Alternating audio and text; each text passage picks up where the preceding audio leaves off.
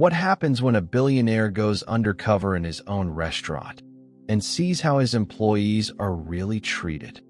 The scent of freshly brewed coffee and sizzling bacon filled the air as Michael Turner, billionaire CEO of Turner's Diner, stepped into one of his own restaurants, but this time as a low-level employee. Dressed in a plain uniform with a name tag that read Mike, he adjusted his cap and took a deep breath.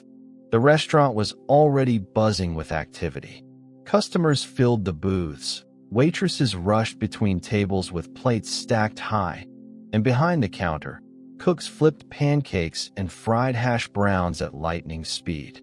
Michael had spent years building his restaurant empire. Turner's Diner had started as a small family cafe and grown into a nationwide chain. But lately, something felt wrong. Profits were high, yet employee complaints had increased. Reports of overworked staff, harsh managers, and a loss of the company's original values had reached his desk. And that's why he was here today. No corporate meetings, no assistants, just him, a name tag, and a chance to see the truth. First impressions, a harsh welcome. Michael entered through the back door, where a middle-aged woman with sharp eyes and a clipboard barely glanced at him. "You must be the new guy," she said flatly. Michael nodded. "Yes, ma'am. First day." "Yeah. Well, don't expect a warm welcome. We're busy. Grab an apron and get out there." Michael raised an eyebrow. So this was Karen, the morning shift manager.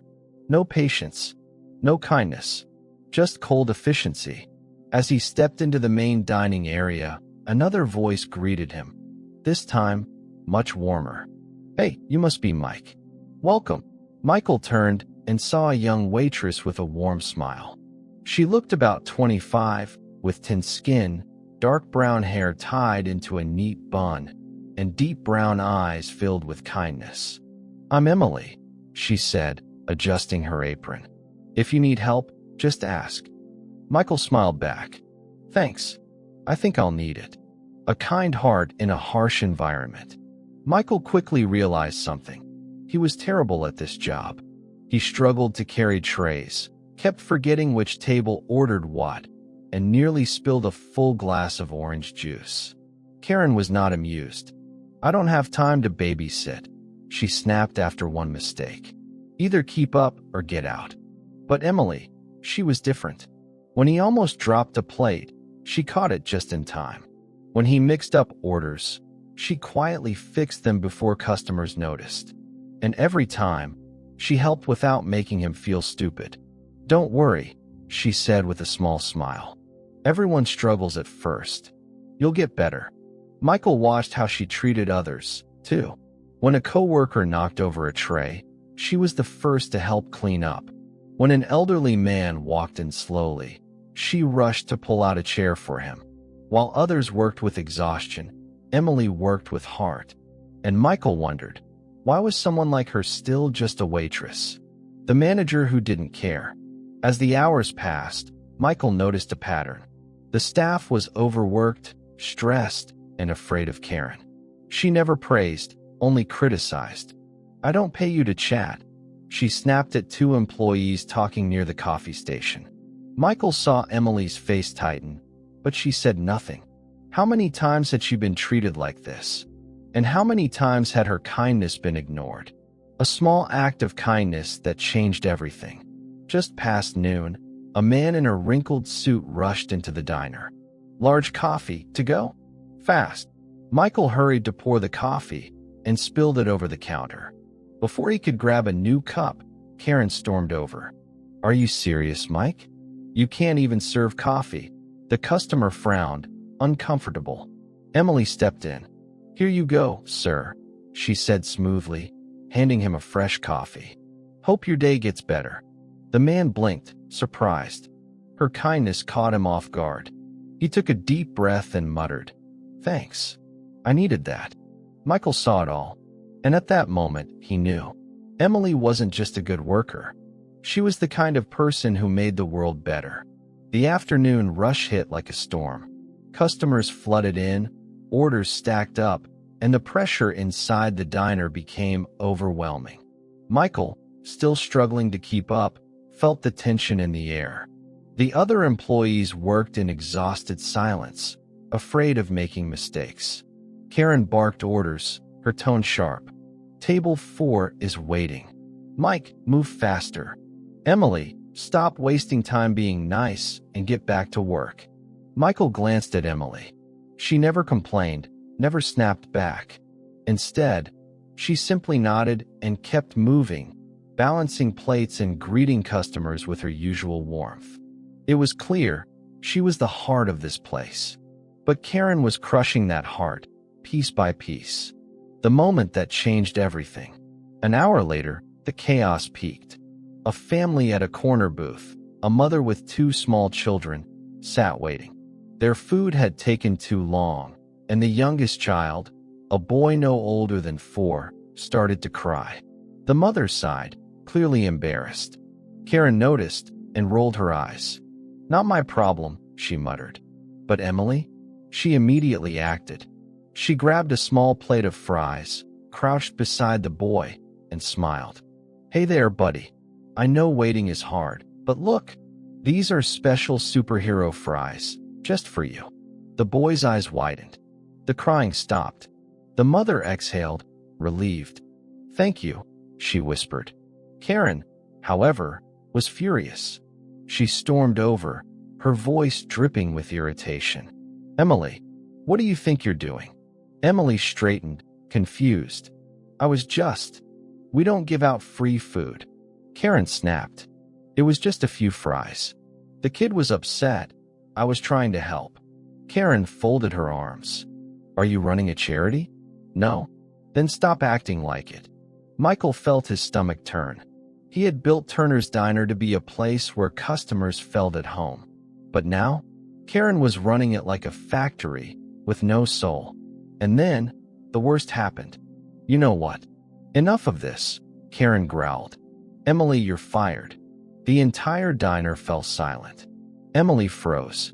"Wait, what? You heard me. You care too much about being nice? Fine. Go be nice somewhere else." The mother in the booth looked horrified. Other customers whispered. The staff exchanged shocked glances, but no one dared to speak. Michael clenched his fists. Karen had just fired the best person in this restaurant, and she had no idea who was watching. Emily stood frozen, disbelief written all over her face. "You're firing me for being nice?" she asked, her voice barely above a whisper. Karen crossed her arms, unfazed. "This isn't about being nice. It's about following the rules.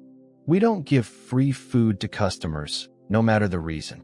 Emily looked around, expecting someone, anyone, to speak up, but the other employees kept their heads down. They had seen what happened to people who challenged Karen. Michael, however, felt rage boiling inside him. He had come here to observe, to understand his company from the ground level. But now, he was witnessing the very thing he had feared. A hardworking, kind-hearted employee was being thrown away like she didn't matter. Emily took a shaky breath. "Karen, I've worked here for 2 years. I've never been late, never slacked off. I treat every customer with respect. And now you're firing me over a handful of fries." Karen scoffed. "You think you're special because you smile at customers? Newsflash, smiles don't pay the bills." Michael's fists clenched. He had seen bad managers before, but Karen was something else. Emily looked at her one last time, then untied her apron and placed it on the counter. "Fine," she said quietly. "If kindness isn't welcome here, then neither am I." With that, she turned and walked toward the exit. Michael watched her go, feeling something shift inside him. He had come here to learn, but now he had something more important to do. It was time to make things right. The diner felt different after Emily left. The energy in the room had shifted. Customers who had witnessed the scene whispered among themselves. Employees moved stiffly, avoiding Karen's gaze. And Michael? Michael was furious. He had built Turner's Diner on the belief that people mattered, that kindness mattered. But today, he had watched a manager destroy that with a single sentence. And the worst part? Karen didn't even care. She acted like nothing had happened, continuing to bark orders and complain about the lunch rush. Michael couldn't let this go.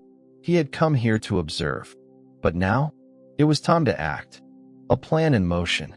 That night, Michael sat in his car, parked across from the diner, thinking about everything he had seen. Emily had been the best employee there, and yet, she had been treated like she was worthless. That wasn't just Karen's failure. It was his. Somewhere along the way, he had lost touch with what was happening in his own company. That was going to change. Michael pulled out his phone and made a call. "This is Turner," he said. "I need every detail on the manager at the downtown location. And I need it now." Within minutes, his assistant called back. The report on Karen was worse than he expected. Complaints from staff, high employee turnover, poor customer reviews. And yet, no one had done anything. Until now.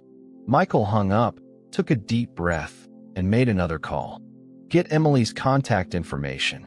Tell her to meet me at the diner tomorrow morning. And don't tell her who I am just yet.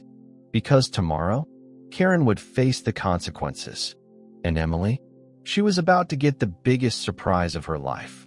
The next morning, the diner opened as usual. Karen stood behind the counter, barking orders, unaware that today would be different. The door chimed as a man in a suit walked in. Michael Turner. But this time, he wasn't wearing an employee uniform. He was wearing power. The staff froze. Some recognized his face immediately. Others glanced at the name embroidered on his expensive watch, Turner. Karen, however, had no idea. "Welcome to Turner's Diner. Table for one?" she asked, putting on a fake smile. Michael's eyes hardened. "No," he said. "I'm here for business." Karen's smile faded. "Oh, okay. What kind of business?" Before he could answer, Emily walked in. She stopped in her tracks, looking between Michael and Karen, confusion on her face. "Mike?" she said hesitantly. Michael turned to her and smiled. "Actually, it's Michael. Michael Turner." Emily's breath hitched. The entire diner went silent. Karen's face drained of color. "Wait, Turner? As in, Turner's Diner?" she stammered. Michael nodded. "I own this place." Karen's eyes widened in horror. And suddenly, she realized exactly what she had done. Karen stood frozen, her face pale. You're the owner?" she whispered. Michael folded his arms. He let the weight of his presence sink in. "Yes, and I was here yesterday, working undercover as an employee." A hush fell over the diner. The employees exchanged wide-eyed glances. Customers leaned in, eager to hear what would happen next. Karen forced a nervous laugh. "Oh, well, I hope we made a good impression." Michael's expression didn't change. "You fired an employee in front of a packed restaurant," he said coolly. "Not because she did something wrong, but because she was kind." Karen's smile vanished. "Sir, no excuses," Michael cut in. "This restaurant was built on respect. But you treat your staff like they're disposable." Karen's jaw clenched. "I was just enforcing company policy." "Then you clearly don't understand this company." Karen swallowed hard. Michael let the silence linger before delivering his final words. "Karen, you're fired." A collective gasp filled the room. Karen's face twisted in disbelief. "You can't do this," she snapped. "I've been managing this location for years." Michael raised an eyebrow. "And how many good employees have you driven away in those years?" Karen opened her mouth, then shut it. She had no answer. Without another word, she turned, grabbed her things, and stormed out. The second the door shut behind her, the entire diner erupted into quiet murmurs. And then, all eyes turned to Emily. Michael turned to her, his voice softer now. "Now let's talk about you." Emily's heart pounded. What was about to happen? Emily stood stiffly, every muscle in her body tense. The entire diner had just watched Karen get fired, and now Michael Turner, the billionaire owner of Turner's Diner, was looking directly at her. "Emily," he said, his tone much gentler now. "You didn't deserve what happened yesterday." Emily swallowed hard. She still couldn't believe this was real. I appreciate that, sir," she said cautiously. Michael nodded. "But I don't just want to apologize. I want to fix this." Emily blinked. "Fix this?" Michael took a deep breath, then delivered the words that would change her life. "I want you to be the new manager of this location." The entire diner went silent. Emily's eyes widened. "Wait, what?" Michael smiled. "You heard me. You were the only person in this restaurant who truly represented what Turner's Diner is supposed to be." Emily opened her mouth to protest. "But I'm just a waitress." Michael shook his head. "No, you are a leader. You didn't need a title to show that. You proved it with your actions." Emily's heart pounded in her chest. She had spent so long being overlooked, ignored, treated as if her kindness didn't matter. And now, that kindness had given her the opportunity of a lifetime. Michael took a step closer. "What do you say, Emily? Will you help me rebuild this place the right way?" Emily's hands trembled. This was her chance. She took a deep breath and nodded. Yes, I will." A wave of applause filled the diner. Employees smiled. Customers cheered. For the first time, the restaurant truly felt alive. And Emily? She had finally been seen. Emily stood behind the counter, now wearing a manager's badge. The weight of it felt surreal. Yesterday, she had been fired for being kind. Today, she was leading the very restaurant that had thrown her out. Michael watched as the employees gathered around, waiting for her first words as manager.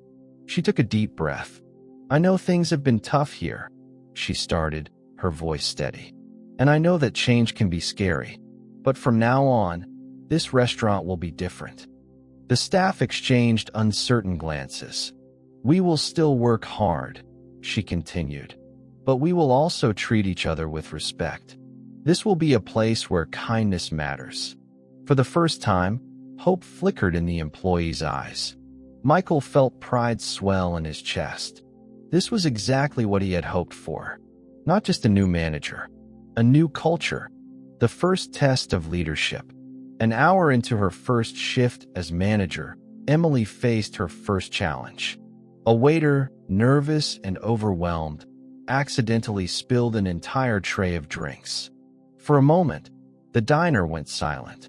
The old Emily might have rushed to clean it herself. But now, she was a leader. She stepped forward, smiled, and said, "It's okay. Let's clean it up together." The waiter exhaled in relief. And just like that, the entire restaurant felt lighter. A conversation that changed everything. As the shift ended, Michael approached Emily. "You handled that well," he said. Emily chuckled. "I just did what you did for me." Michael smiled. "No, Emily. You did what you have always done. I just finally gave you the place to do it." Emily's chest tightened with emotion. For so long, she had wondered if kindness even mattered. Now, she had her answer. And it was only the beginning. A week had passed since Emily became manager. And already, things felt different. The employees no longer moved like silent, fearful workers. They greeted customers with genuine smiles. They supported each other during busy shifts. And most importantly, they weren't afraid to be kind. Michael had been watching quietly from the sidelines, and what he saw confirmed everything he had hoped for. Emily wasn't just running the restaurant. She was transforming it. A familiar customer returns. One afternoon, the diner's door chimed, and in walked a familiar face. The mother with the 2 kids from the day Emily had been fired. She spotted Emily and smiled warmly. "Oh, I'm so glad you're here," she said, approaching the counter. Emily, now wearing her manager's badge proudly, returned the smile. "Welcome back." The woman glanced around, noticing the new energy in the restaurant. "I have to say, This place feels different. Happier. Emily nodded. That was the goal. The mother hesitated, then lowered her voice. The day you got fired, my son told me something when we got home. He said, "Mommy, I want to be nice like the lady at the restaurant." Emily's breath caught. "I just wanted you to know," the mother continued. "Your kindness didn't just change this place. It changed him too." Emily swallowed hard, emotions swelling in her chest. "Thank you," she whispered. And in that moment, she realized. Kindness had never been a weakness. It had been her greatest strength all along.